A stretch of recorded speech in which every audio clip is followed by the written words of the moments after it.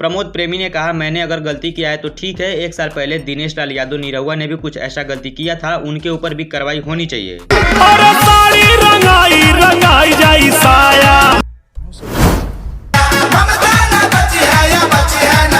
2 दिन से बिहार में प्रमोद प्रेमी के इस गाने को लेके खूब ज्यादा विवाद किया जा रहा है। मोदी अमित कैले चोली के दो लालू जी पसंद करेले।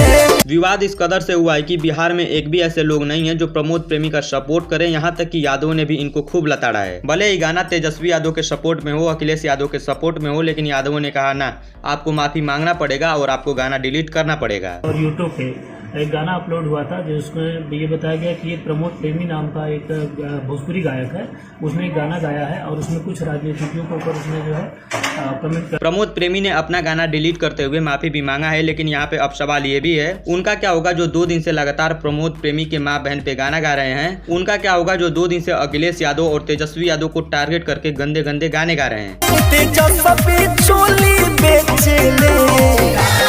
अब प्रमोद प्रेमी के सपोर्टर भी कम नहीं है। कहीं ना कहीं प्रमोद प्रेमी ने अगर अपना गाना डिलीट किया है तो अपने सपोर्टर की वजह से किया है। अभी कई सारे सोशल मीडिया पे वीडियो देखने को मिला है जिसमें ये कहा जा रहा है कि जितने भी पिछले 2 दिन में गाने गाए गए हैं प्रमोद प्रेमी, अखिलेश यादव और तेजस्वी यादव के ऊपर, अगर वो 24 घंटे में गाने डिलीट नहीं होते हैं तो उनके ऊपर भी कार्रवाई की जाएगी। और ये प्रमोद प्रेमी ने कोई नया काम नहीं किया है, इससे पहले दिनेश लाल यादव निरहुआ भी ऐसा गाना गा चुके हैं।